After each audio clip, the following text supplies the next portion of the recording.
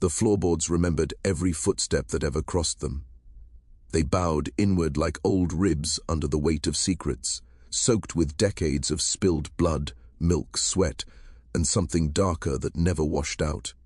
In the back room, beneath a ceiling blackened by soot and age, there were stains shaped like hands pressed too hard, too long. Nails had once been driven into the walls there, not to hang pictures, but to hold doors shut from the inside. Bones were found later beneath the house, small ones, fragile as bird remains, mixed with ash and rusted wire. No markers, no names, only silence compacted into dirt.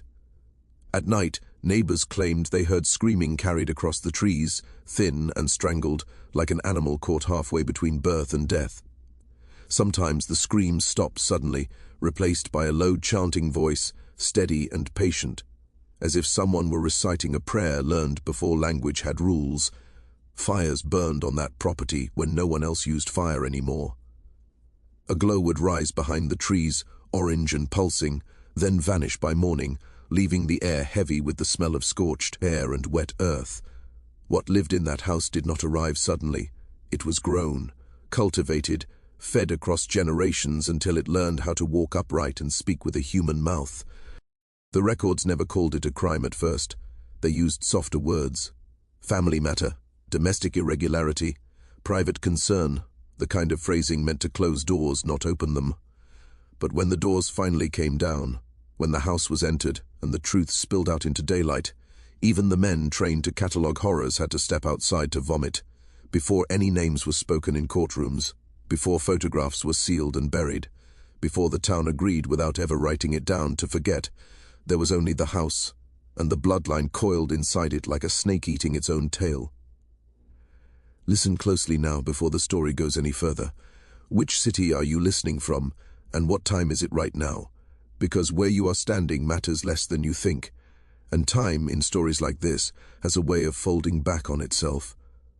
The land sat far from paved roads, where maps grew vague and property lines blurred into folklore. The soil there was red and stubborn, thick with iron and old graves. Families who settled that stretch of country learned quickly that nothing left once it took root. Children born there carried the land in their bones. Those who tried to leave often returned, hollow-eyed, as if something unfinished had followed them back. The family at the center of this story had been there longer than anyone wanted to admit. Their name appeared and disappeared in census records, sometimes crossed out, sometimes misspelled, sometimes reduced to a number. They married rarely. When they did, it was often to someone already bound to them by blood. Over time, the family tree stopped branching. It curled inward, and somewhere inside that collapsing circle, a child was born who should not have existed at all. The county that swallowed them barely existed on paper. It was a place defined more by absence than presence, where roads dissolved into mud and trees closed ranks like sentries. Old survey maps from the late 19th century showed a homestead marked only by a hand-drawn square and a last name written so faintly it looked like it had been erased and rewritten too many times. No church stood nearby, no schoolhouse. Even the river bent away from the land, as if unwilling to touch it for long. After the war, when men returned broken or did not return at all, certain families learned that isolation was protection. They withdrew from towns, from laws, from neighbors. The family that claimed this land arrived with fewer women than men and more silence than tools. They built their house not for comfort, but for concealment.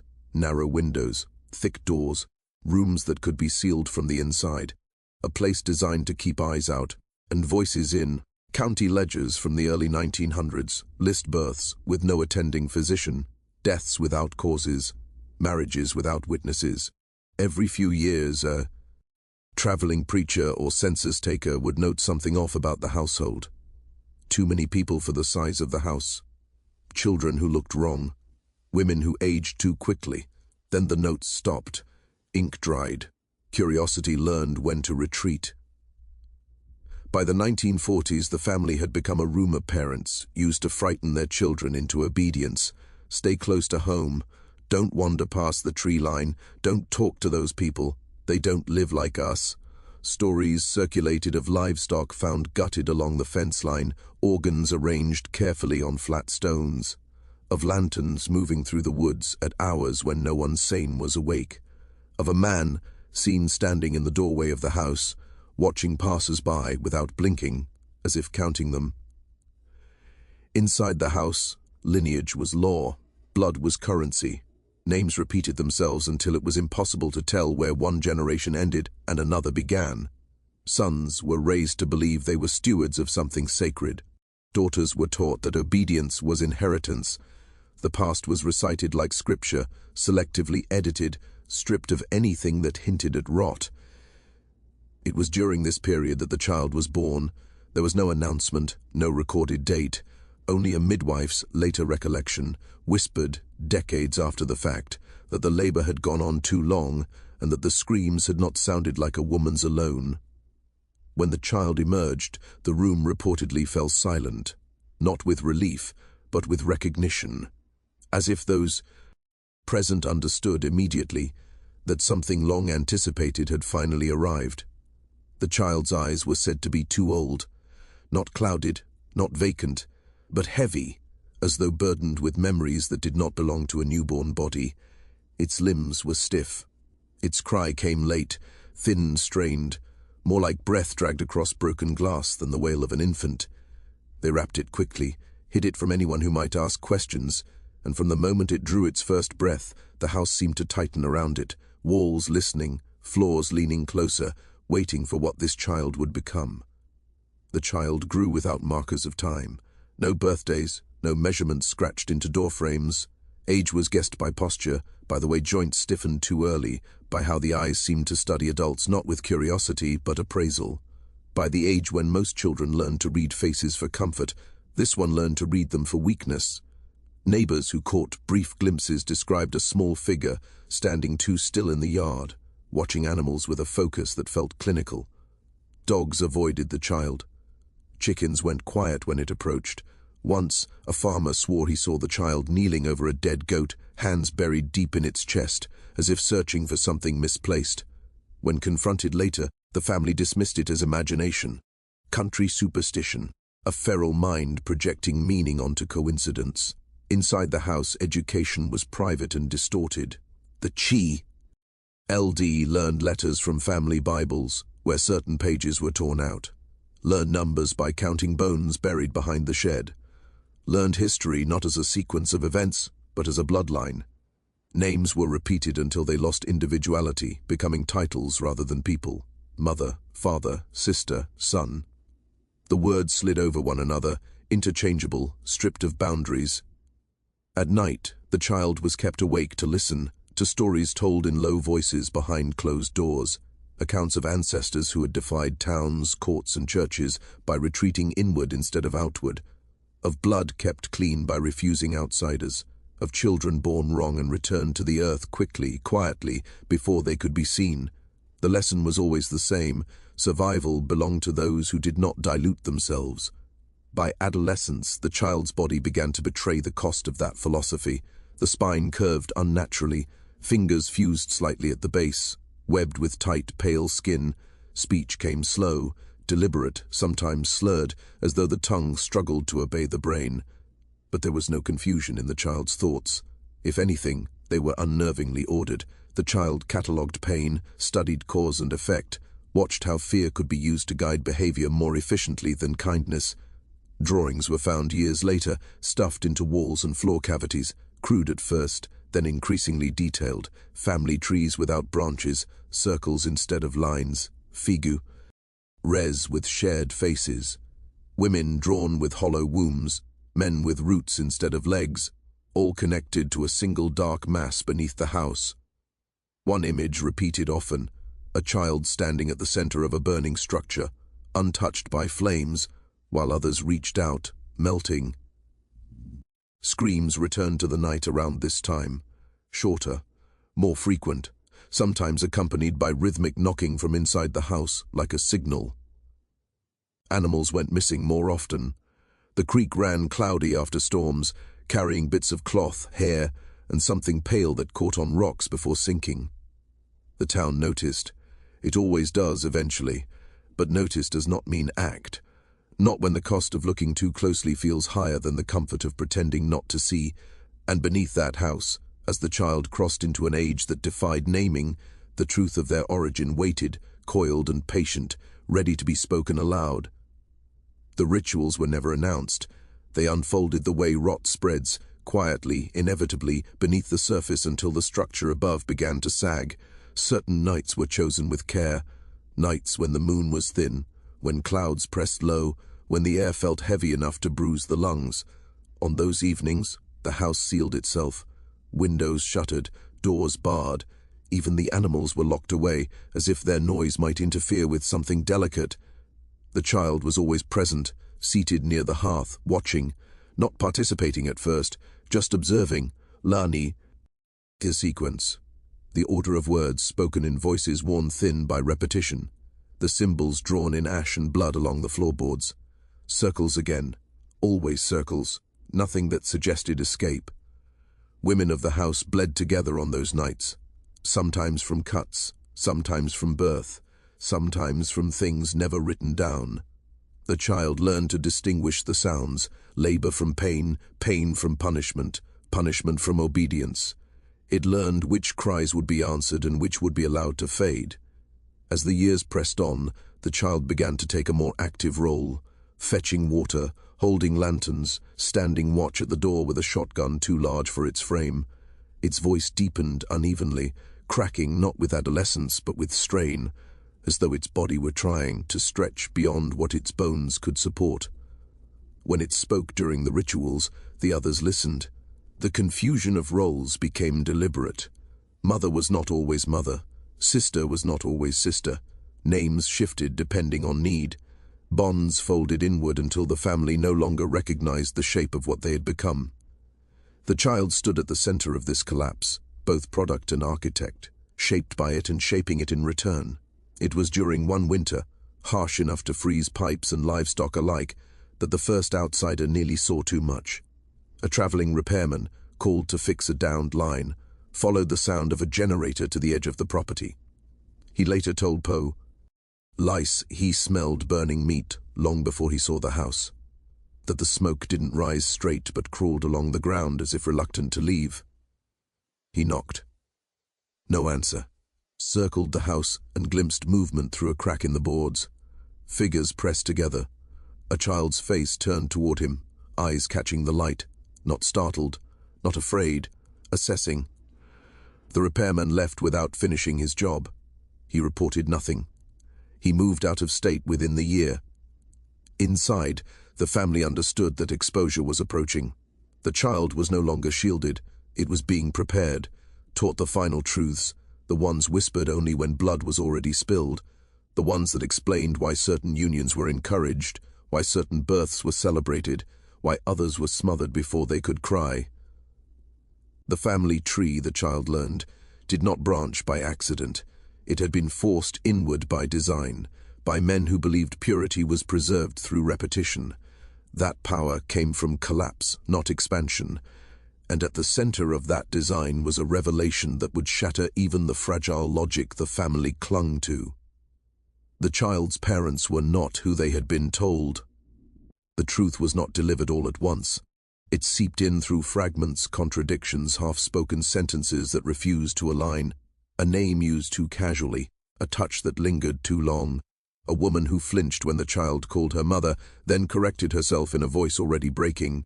The E-house had always spoken in riddles, but now the riddles turned inward, circling a single point of collapse. One night, during a ritual stripped of ceremony and urgency, the child was told to listen without interrupting. The fire burned low, the air tasted of iron. An older woman, her face a map of scars and miscarriages, began to speak of lineage as if reciting a debt. She traced the line back not with dates, but with bodies, who lay with whom, who carried whose blood twice over, who was born carrying echoes instead of beginnings. The child learned then that the woman they called mother had once been a sister, that the sister had once been a daughter, that the father's name appeared too often in the story, crossing generations the way a knife crosses skin. The words folded time until it was impossible to tell where one role ended and another began. The family tree did not just curl inward, it devoured itself. The final sentence was spoken without emotion, as if it had been practiced for years. The child's father was also the child's grandfather and uncle. The mother was also a sister. The grandmother had borne children by her own son. The bloodline had been sealed deliberately, repeatedly, with the certainty of doctrine. The child did not cry, did not shout, did not recoil. Instead, something settled. A tension released, replaced by clarity that felt almost like relief. The confusion of years finally had a shape. The pain had a reason. The body's betrayals were not accidents.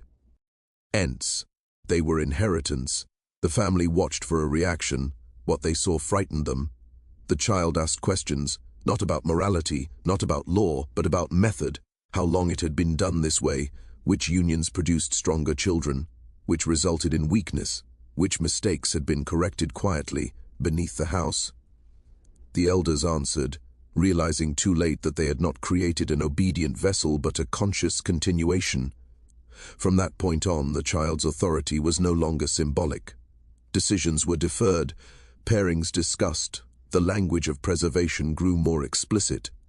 Outsiders were spoken of as contaminants, birth defects as acceptable losses. The house ceased to be merely a shelter. It became a womb that never stopped gestating. Screams increased, not in volume, but in frequency. Births happened closer together. Graves multiplied behind the property, marked with stones that bore no names.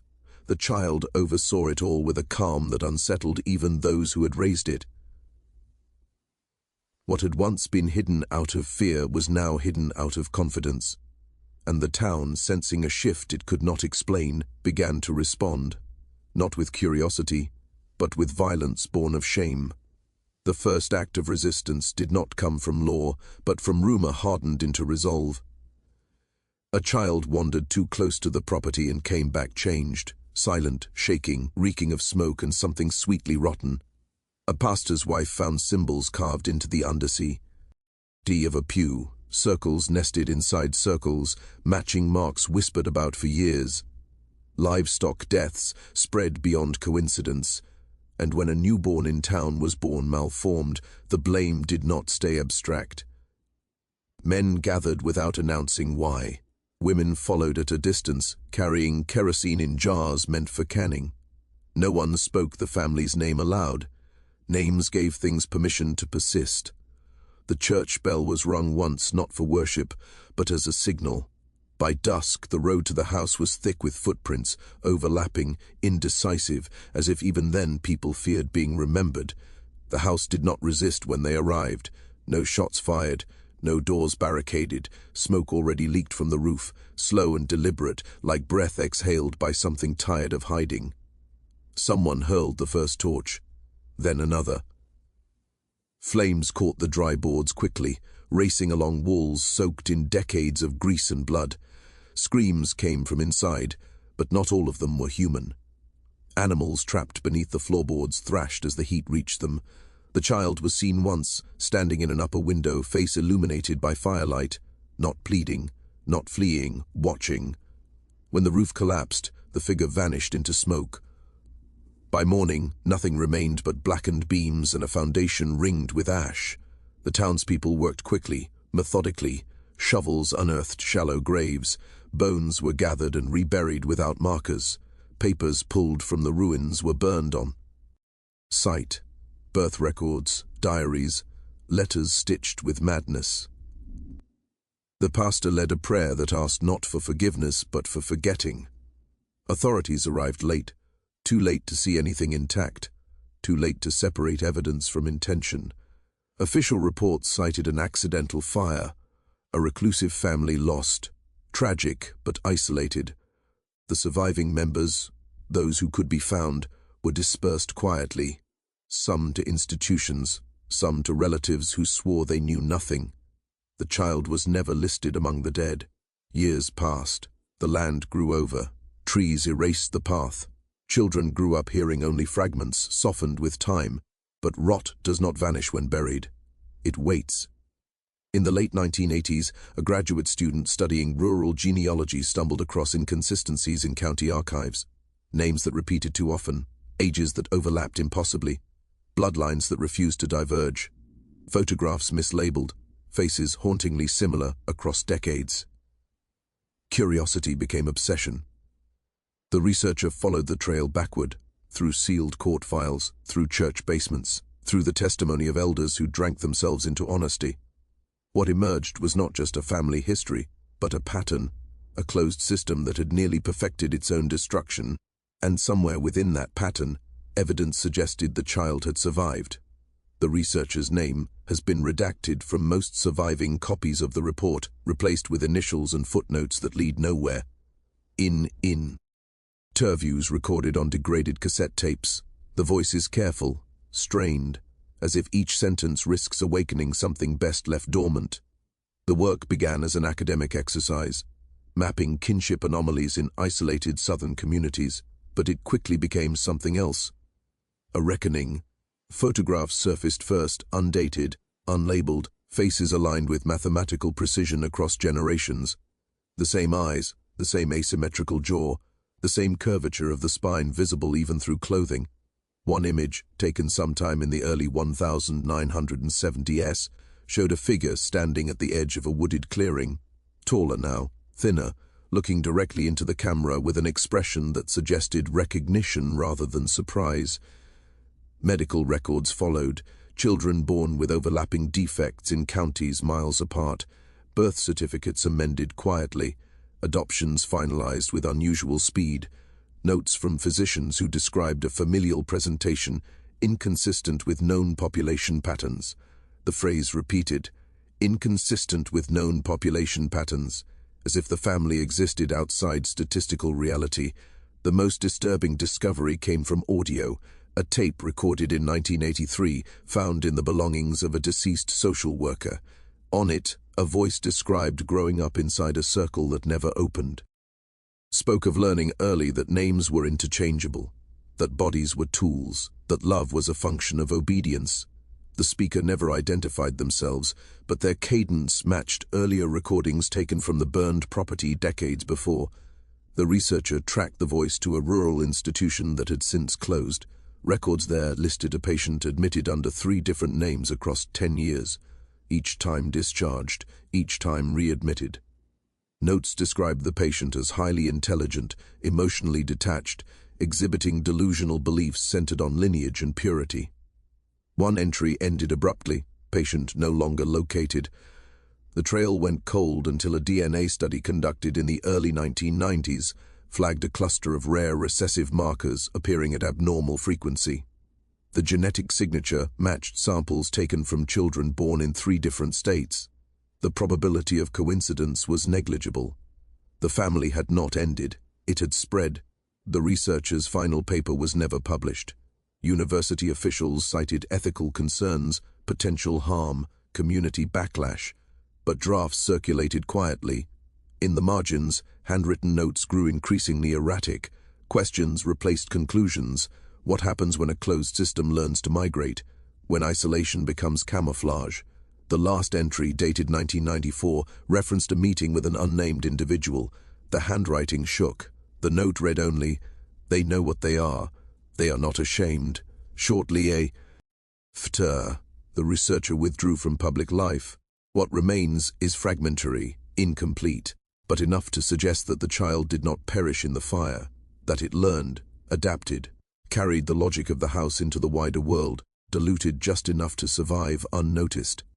And that the question this story leaves behind is not whether it ended, but how close it came to beginning again.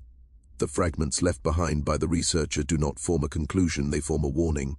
Margins filled with repetitions, diagrams scratched over earlier diagrams until the paper thinned and tore, circles drawn, erased, redrawn, family trees collapsing inward no matter how carefully they were laid out, as if the truth resisted being flattened into lines. In the late 1990s, a small genetic conference briefly referenced an unnamed southern lineage during a closed session. Attendees later recalled the presentation as unsettling not for its data, but for its implications. The speaker suggested that certain bloodlines, when subjected to prolonged isolation and repeated consanguinity, did not simply degrade. Some adapted. Traits emerged that favored endurance over health, obedience over empathy, cohesion over individuality. Survival at any cost. Case notes describe descendants who showed reduced pain response, heightened tolerance for deprivation, an unusual ability to compartmentalize trauma without visible psychological fracture. The language was clinical, but the subtext was not. These were not accidents.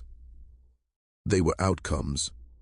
One file mentioned an adult patient who spoke of family as a concept rather than people, who described reproduction as duty, who referred to children as continuations instead of sons or daughters. When asked about incest, the patient reportedly tilted their head and said, "That word only exists for outsiders." No prosecution followed, no exposure. The individuals identified were legally dispersed, protected by adoption records, sealed files, and the sheer complexity of untangling what they represented.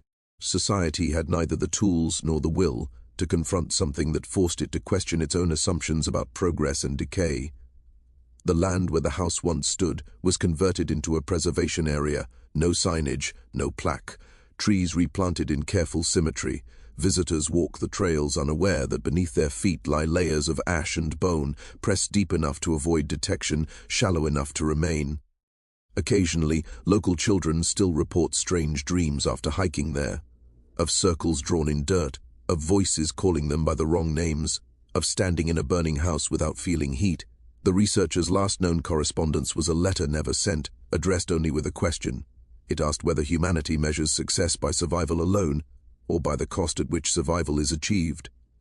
The letter ended without a signature. There is no closure here, no justice that balances the scale, only continuation. Bloodlines do not need houses to persist. They need belief. They need silence. They need people willing to look away because the alternative feels unbearable. And somewhere, perhaps closer than anyone would like to admit, someone is teaching a child that names are flexible, that laws are negotiable, that blood remembers even when history pretends not to. The story ends where it began, not with certainty, but with unease. Because what survives stories like this is never the structure that burned, or the names that were erased. What survives is the idea that some lines are meant to fold inward, that purity is preserved through repetition, that the world beyond the circle is contamination. In the early 2000s, an anonymous tip reached a regional journalist. No names, no locations, only a statement written in careful, deliberate handwriting. If you study blood long enough, you stop seeing families, you start seeing patterns. The journalist followed it briefly, long enough to understand why others had stopped. The evidence was circumstantial. The implications were not. The piece was never published. Records show that several individuals connected to the original lineage went on to live outwardly unremarkable lives. They married. They moved. They had children who attended public schools, who passed physicals, who blended just well enough to escape notice. But genetic echoes do not require proximity. They travel quietly, carried in cells, in tendencies, in the way certain ideas feel instinctively correct to those who inherit them. The child at the center of this story, no longer a child, perhaps never truly one, exists now only as a convergence of possibilities, a figure reconstructed from medical notes, photographs, voices on tape, and the shared unease of those who came too close. Whether they died anonymously, changed names again, or passed their beliefs on with careful restraint is unknown. What is known is this: extreme isolation does not merely distort bodies, it reshapes morality. When a closed system persists long enough, it produces its own logic, one that no longer recognizes the boundaries the rest of society depends on. Incest becomes structure, abuse becomes tradition, survival becomes justification. The town never speaks of the fire. The preservation land remains quiet. The circles drawn in ash exist now only in archives and dreams. But forgetting is not the same as erasing. The conditions that allowed the house to exist still surface wherever silence is mistaken for safety. So consider the question left unasked in the official records. Not who was guilty, not who was innocent, but what would you do if you learned too late that your mother was also your sister, that your father had shaped your body before you were born, and your mind long after, that everything you were taught to call love was a mechanism designed to continue itself. Some truths do not scream when uncovered. They whisper. They wait. And once heard, they do not leave. The floorboards remember. The blood remembers. And sometimes, so do we.